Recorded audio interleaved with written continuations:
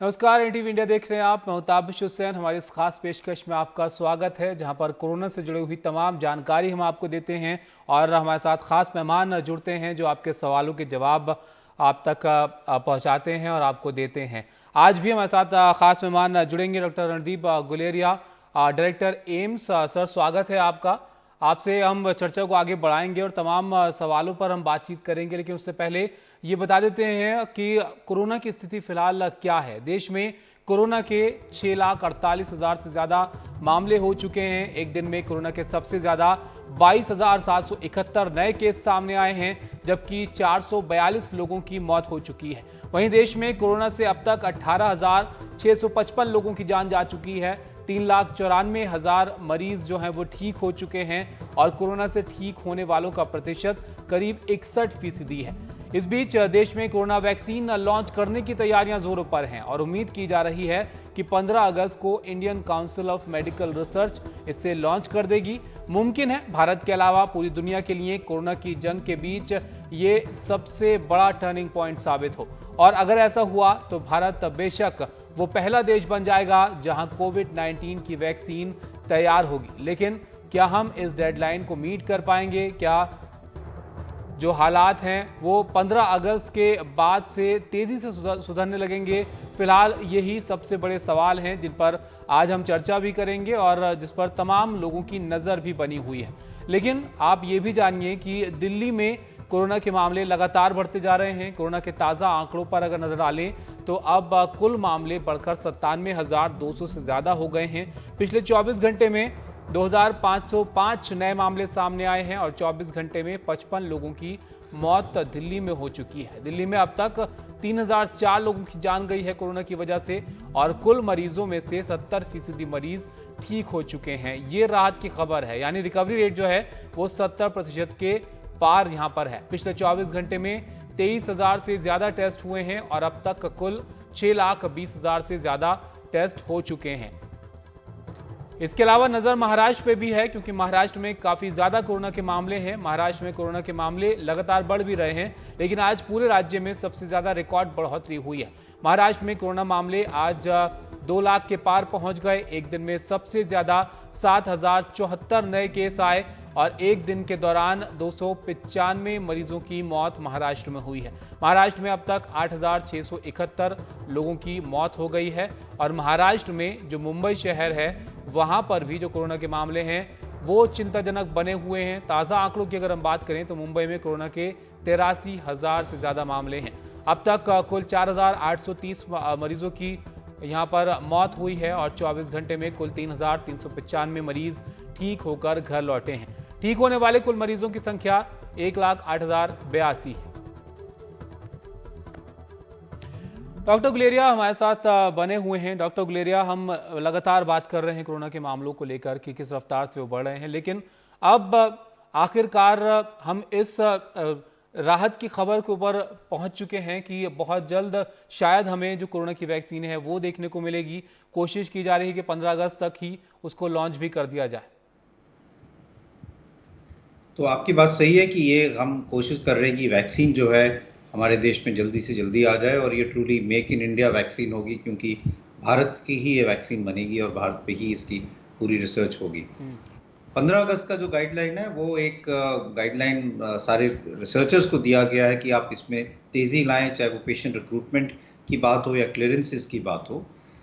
लेकिन चैलेंज है क्योंकि जो वैक्सीन डेवलपमेंट में टाइम लगता है, फेज़ 1, फेज़ 2 या फेज़ 3 की हम बात करें, उसमें कई हफ्ते या कई महीने भी लग सकते हैं। इसलिए मेरा ये मानना है कि ये एक टाइप का चैलेंज है, जिसलिए हम सबको ये पुश किया जाता है कि आप पूरी कोशिश करें कि कोई ढील ना हो। लेकिन वैक्सीन डेवलपमेंट में कुछ महीने लग सकते हैं और अगर हमारी वैक्सीन इस साल के एंड तक भी आ जाए तो वो भी एक बहुत बड़ी अचीवमेंट होगी। डॉक्टर गुलेरिया, अगर अभी तक के हम रिजल्ट्स देखें, जो कोवैक्सीन की बात चल रही है वो हो या फिर जाइडस की जो वैक्सीन है जिसके परीक्षण को परमिशन अब दे दी गई है, तो कितनी उम्मीद है कि 15 अगस्त तक हम देख पाएं इस वैक्सीन को? तो अभी जो वैक्सीन है उसके फेज़ 1 ट्रायल ही शुरू हुए हैं। इसका मतलब कि अभी हम स्टडीज़ कर रहे हैं देखने के लिए कि अगर ये ह्यूमंस में हम वैक्सीन दें, लगाएं लोगों में, तो उसमें कितनी इम्यूनिटी बनती है। अब ये भी हो सकता है कि इम्यूनिटी इतनी ज़्यादा ना बने और फिर हमें फिर से सोचना पड़े कि हम इसमें और क्या कुछ कर सकते हैं जिससे इससे इम्यूनिटी ज़्यादा दी जाए। तो इसी में कई हफ्ते लग जाते हैं, क्योंकि आपने किसी को वैक्सीन दी तो आप अगले कुछ दिनों में देखोगे कि उसमें इम्यूनिटी बनी या नहीं और वो कितने दिनों तक रहती है। ऐसा तो नहीं कि इम्यूनिटी बनी और 4-6 हफ्ते में ही खत्म हो गई। दूसरी चीज़ ये है कि आप जब भी हम वैक्सीन देते हैं तो ये बहुत ज़रूरी है कि वो वैक्सीन सेफ हो, वो उसका कोई साइड इफेक्ट नहीं हो, क्योंकि हम हेल्दी लोगों में दे रहे हैं, हम उन लोगों में दे रहे हैं जिनको अभी कोई प्रॉब्लम नहीं है, और हम ये इसलिए दे रहे हैं कि अगर आगे जाके उनको कोविड हो तो वो उससे बच जाए। लेकिन अगर वैक्सीन से ही उनको कोई नुकसान होने लगे या फिर इन्फेक्शन ज़्यादा सीरियस हो जाए वैक्सीन के कारण, तो वो जो बातें हैं वो हमें ध्यान रखने की ज़रूरत है। और ये पुराने हमारे एक्सपीरियंस बताता है कि ऐसा हुआ है। अगर हम देखें 1960s में मीजल्स की वैक्सीन आई थी, और वो वैक्सीन जब यूज़ की गई तो उसके बहुत ज़्यादा साइड इफ़ेक्ट्स हुए, जिसको हम कहते हैं एंटीबॉडी डिपेंडेंट इन्हांसमेंट, कि आपकी जो वैक्सीन से एंटीबॉडी बनी उसने वायरस की इन्फेक्शन को ही ज़्यादा बढ़ा दिया। या एक और चीज़ है जो हम कहते हैं कि वायरस के कारण इन्फ्लेमेशन, वैक्सीन के कारण इन्फ्लेमेशन हो सकता है, जिसको हम कहते हैं वैक्सीन इन्हांस्ड रेस्पिरेटरी डिजीज़। तो उससे जो vaccine associated enhanced respiratory disease है, उसका मतलब कि जो इम्यून रिएक्शन बनता है वायरस का और वैक्सीन के साथ, उससे फेफड़ों में सोजिश होने लगती है और लंग्स में साइड इफेक्ट होने लगते हैं। कुछ वैक्सीन थी जो 1970s में आई जिसमें न्यूरोलॉजिकल डेफिसिट होने लगे, जिसको हम कहते हैं गिलेनबेरी सिंड्रोम। इससे जब हम वैक्सीन देते हैं तो ये दो चीज़ें बहुत अहम हैं। एक तो कि वो वैक्सीन जो है वो इफेक्टिव है, मतलब वो काम करेगी, और दूसरा ये कि वो वैक्सीन जो है उसके साइड इफेक्ट्स ना हो। अगर हम पुराना एक्सपीरियंस कोरोना का ही देखें तो कुछ ऐसे साइड इफेक्ट्स शुरू में एनिमल स्टडीज़ में सार्स के जो वैक्सीन बनाने की कोशिश की गई थी तब भी देखे गए थे। इसलिए मेरा ये मानना है कि हमें पूरी कोशिश करनी चाहिए कि जल्दी से जल्दी वैक्सीन आए, लेकिन हम कुछ कॉम्प्रोमाइज़ नहीं कर सकते, चाहे वो वैक्सीन की एफिकेसी हो, चाहे वैक्सीन की सेफ्टी हो।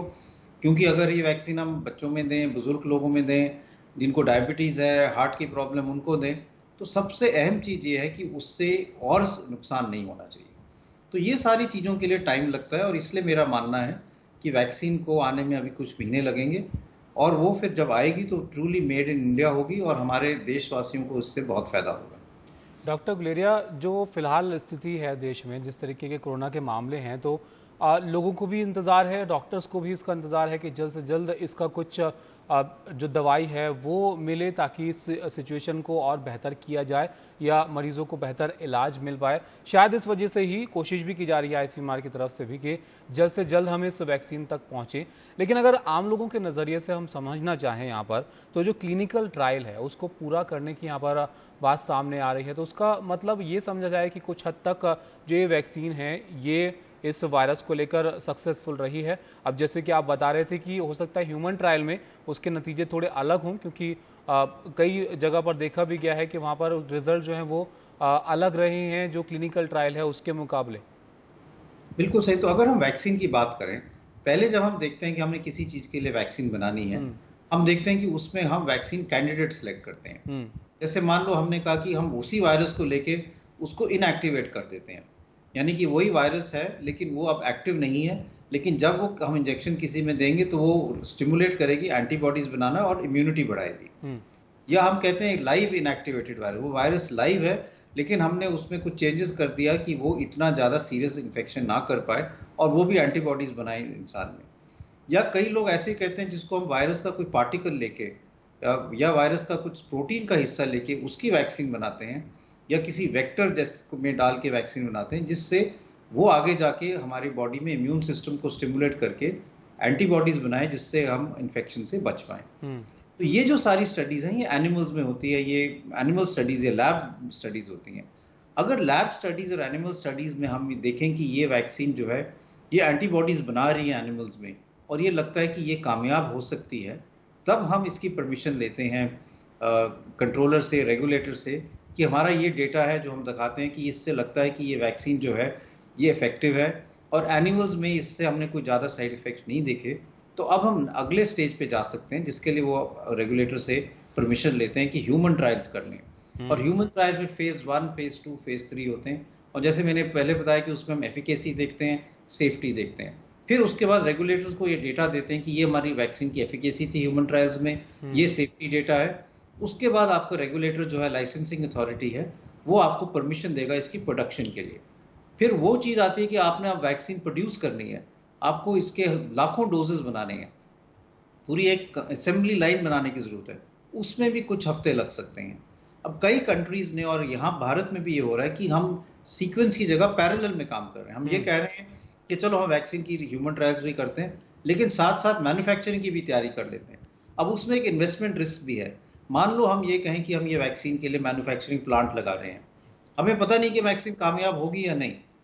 तो अगर वैक्सीन मान लो फेज 1 या फेज 2 में इतनी कामयाब नहीं हुई, तो जो भी हमने मैन्युफैक्चरिंग प्लांट में इन्वेस्टमेंट की थी वो तो फिर खराब हो गई। लेकिन उसको समझते हुए कई कंट्रीज, इंडिया है, यूएस है, वो इस इन्वेस्टमेंट के लिए तैयार हैं कि चलो सारी चीजें इकट्ठी करते हैं, जिससे टाइम बच जाएगा, पैसे जरूर लगेंगे, लेकिन इससे हमारी वैक्सीन एकदम, जिस दिन हमें पता चला कि वैक्सीन कामयाब है ह्यूमन ट्रायल्स में, उसके अगले दिन ही मैन्युफैक्चरिंग शुरू हो जाएगी। और वो जो टाइम लगता है मैन्युफैक्चरिंग प्लांट को पूरी तरह से एक्टिवेट होने के लिए, वो टाइम बच जाएगा। लेकिन उसमें रिस्क भी है, क्योंकि आपने इन्वेस्ट तो कर दिया, लेकिन पता नहीं कि वैक्सीन कामयाब होगी या नहीं। तो ये सारी चीजें हो रही हैं, और इसलिए मुझे ये लगता है कि वैक्सीन जो है वो जल्दी आ जाएगी, कुछ महीनों में आ जानी चाहिए। और होपफुली अगर सब कुछ ठीक रहा, इसमें सबसे बड़ा चैलेंज, जैसे मैंने पहले कहा था, है कि वो इफेक्टिव होनी चाहिए और सेफ होनी चाहिए। वो हम अज्यूम कर रहे हैं कि इफेक्टिव और सेफ होगी, लेकिन वो तो ट्रायल्स के बाद ही पता चलेगा कि वो कितनी इफेक्टिव और कितनी सेफ है। तो ट्रायल के लिए भी इंतजार करना चाहिए, आपको थोड़ा वक्त देखना शुरू हो गया चाहिए। है, जी लेकिन उसका डेटा आने की जरूरत है। जी जी जी। आईसीएमआर ने जो लोगों को कहा है कि वो ट्रायल जल्दी से जल्दी करें, जल्दी से जल्दी हेल्दी वॉलंटियर्स को हम रिक्रूट करें, उनको देखें कि हम उनमें वैक्सीन लगाएं और देखें कि उनमें एंटीबॉडीज बन रही है नहीं। इस काम में ढील नहीं होनी चाहिए, और इसलिए आईसीएमआर ने सारे जो इन्वेस्टिगेटिंग हॉस्पिटल्स हैं या इंस्टीट्यूट्स हैं, उनको यही कहा है कि आप इसमें ढील ना करें, पूरे अपनी क्लियरेंसेज, क्योंकि हर एक इंस्टीट्यूट को अपनी एथिक्स कमेटी से क्लियरेंस लेनी पड़ती है, वॉलंटियर से कंसेंट लेना पड़ता है। हर एक स्टेप जो है वो हमें proper ethical practice, good clinical practice के हिसाब से करना है। तो उसमें आईसीएमआर का ये कहना है कि उसमें देरी ना हो, जितना जल्दी हो सके ये सारे फॉर्मेलिटीज भी पूरी हों और पेशेंट रिक्रूटमेंट हो, जिससे वैक्सीन जल्दी से जल्दी आ सके। एक टाइप से ये समझ ले, ये रेस अगेंस्ट टाइम है, तो जितना टाइम हम बचा लेंगे उतना ही ज़्यादा फायदा होगा। डॉक्टर गुलेरिया, शायद इसके पीछे की वजह ये भी है कि हमारी जो आबादी है वो काफ़ी ज़्यादा है, और अगर हम वैक्सीन पा भी लेते हैं, उसको हम सक्सेसफुली ट्रायल उसका कर लेते हैं, तो इतनी बड़ी आबादी के लिए वैक्सीन को डेवलप करना, उसमें भी शायद वक्त लगेगा। शायद इस वजह से ही जो आपने जिक्र किया कि पैरेलल जो मैन्युफैक्चरिंग है उसको भी देखा जा रहा है। लेकिन यहाँ पर 2 वैक्सीन हैं जिसकी उम्मीद की जा रही है कि शायद आपको जल्दी देखने को मिलेंगी। भारत बायोटेक की कोवैक्सीन है, और इसके अलावा जायडस कैडिला की जो कोविड-19 को लेकर वैक्सीन है उसको भी परमिशन मिली है। लेकिन जो ह्यूमन ट्रायल हैं वो कोवैक्सीन के 7 तारीख से शुरू होंगे, 7 जुलाई से। इसकी अगर फेज की हम बात करें, तो ये जो ह्यूमन ट्रायल का फेज होता है ये किस तरीके से होता है, और इसमें कितना वक्त लग सकता है अगर हम फेज वाइज देखें इसके ट्रायल को? तो आप अगर हम फेज 1 की बात करें, तो उसमें आपको अब ये तो कितनी जल्दी रिक्रूटमेंट हो सकता है उस पर डिपेंड करेगा, पर 4 से 6 हफ्ते लग सकते हैं। और फेज 2 में हम अगर जल्दी करने की कोशिश करें तो उसमें भी इतना ही टाइम लग सकता है, और उसके बाद फिर हमारे रिजल्ट्स पे डिपेंड करेगा। ये हम सब अज्यूम कर रहे हैं कि हमारे रिजल्ट्स जो है बिल्कुल ठीक आते हैं और इनकरेजिंग आते हैं, और इससे हम आगे इसको नेक्स्ट स्टेप पर ले सकते हैं। कई दफ़ा ऐसा हुआ है कि आपने वैक्सीन ट्राई की, लेकिन आपको लगा कि इसका डोज ठीक नहीं था या इसके साइड इफेक्ट्स में कुछ इश्यूज हैं, तो फिर आप फिर उसको मॉडिफाई करते हो, तो उसमें फिर टाइम जो है वो बढ़ जाता है। तो इसलिए ये कई चीज़ें हम डेफिनेटली नहीं कह सकते। इसलिए मैं ये कह रहा हूँ कि हम कोई डेफिनेट टाइम लाइन नहीं दे सकते। हम यही कह सकते हैं कि पूरी कोशिश रहेगी कि जल्दी से जल्दी वैक्सीन हो और अगले 4-6 महीने तक आए, अगर सब कुछ ठीक रहा। अगर सब कुछ ठीक रहा तो उम्मीद करते हैं कि आने वाले 1.5 से 2 महीने में आपको जो वैक्सीन है वो देखने को मिलेगी। लेकिन डॉक्टर गुलेरिया, अभी हमने देखा कि जो मौजूदा इलाज हैं, जैसे कि रेमडेसिविर का इस्तेमाल किया जा रहा है, उसको लेकर काफ़ी शॉर्टेज देखने को मिली। जो जगहें हैं वहाँ पर वो अस्पतालों में अवेलेबल नहीं है, उसको लेकर ब्लैक मार्केटिंग हो रही है। तो ये स्थिति क्यों पैदा होती है?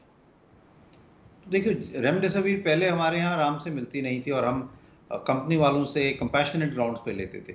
अब 2 इंडियन कंपनीज ने बनाना शुरू किया है, तो हमारे मार्केट में अवेलेबल है। लेकिन जैसे आपने कहा कि इसकी होर्डिंग शुरू हो गई है, और लोग समझ नहीं रहे कि इसकी कहाँ पे यूटिलिटी है। ये समझना बहुत जरूरी है कि जो रेमडेसिविर है, ये मॉडरेट टू स्वेयर इलनेस में ही यूज हो सकती है, माइल्ड इलनेस के लिए नहीं है।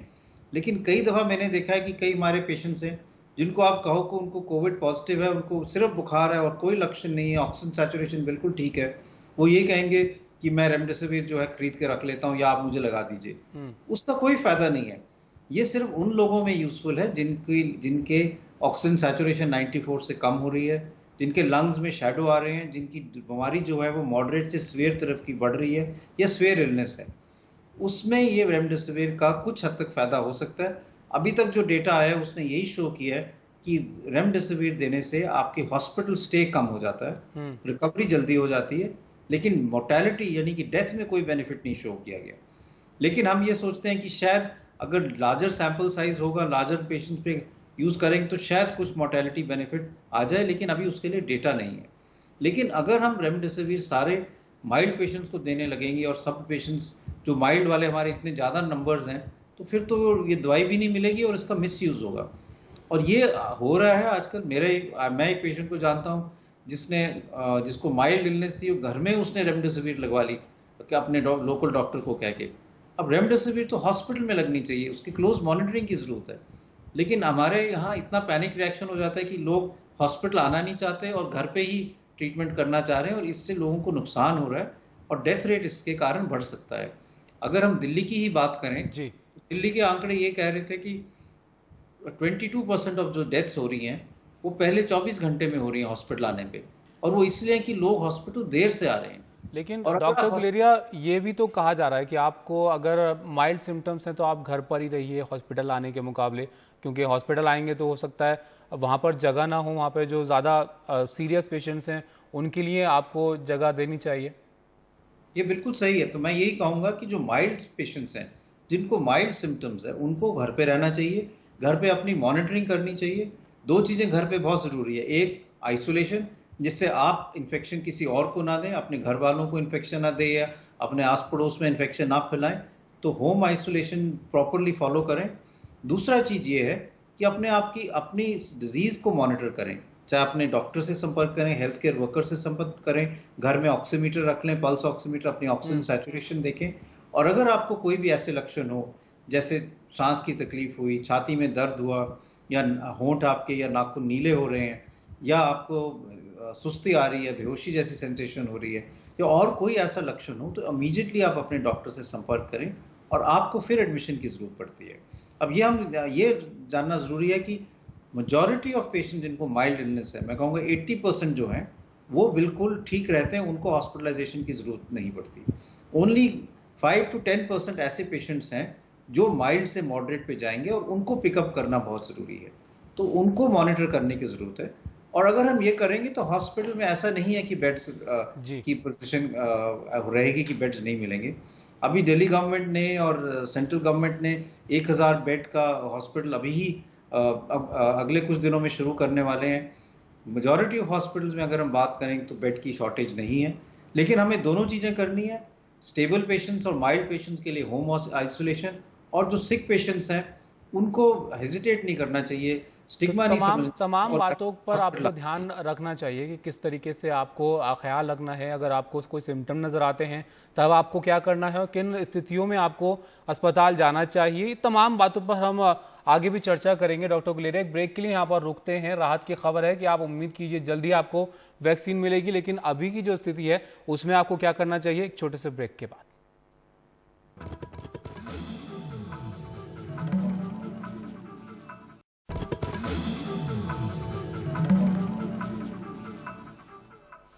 ब्रेक के बाद आपका स्वागत है। डॉक्टर गुलेरिया हमारे साथ बने हुए हैं। डॉक्टर गुलेरिया, वैक्सीन को लेकर राहत वाली खबरों के बीच एक चिंता की बात यह भी है कि कोरोना के मामले करीब 6.5 लाख के आसपास पहुंच गए हैं और एक दिन में 22,000 से ज़्यादा मामले आए हैं। ये जो 24 घंटे का आंकड़ा है ये लगातार बढ़ता चला जा रहा है। हम देख रहे हैं पिछले कुछ वक्त से अब 22,000 तक ये मामला पहुँच गया, लेकिन यहाँ पर 61% जो है वो रिकवरी रेट है। तो इसको कैसे देखा जाए? और दूसरा, हम पीक की लगातार आपसे बात करते हैं, अब जुलाई आ चुकी है, पहले जून तक अंदाजा लगाया जा रहा था, फिर जुलाई के बारे में बात कही जा रही थी, तो वो कब तक हम उम्मीद कर सकते हैं? तो आपकी बात सही है कि आंकड़े हमारे जो हैं वो बढ़े जा रहे हैं, लेकिन ये समझना ज़रूरी है कि हमारी पॉपुलेशन को देखते ये एक्सपेक्टेड है कि हमारे नंबर्स ज़्यादा होंगे, क्योंकि हमारी जो पॉपुलेशन है वो कई देशों से काफ़ी ज़्यादा है और इसलिए एब्सोल्यूट नंबर हमारा बढ़ेगा। नंबर ऑफ केसेस पर मिलियन पॉपुलेशन अगर हम देखें तो हमारा नंबर इतना ज़्यादा नहीं है। रही बात पीक की, मेरा ये मानना है कि पीक जो है वो भारत में अलग क्षेत्र में अलग टाइम पे आएगा।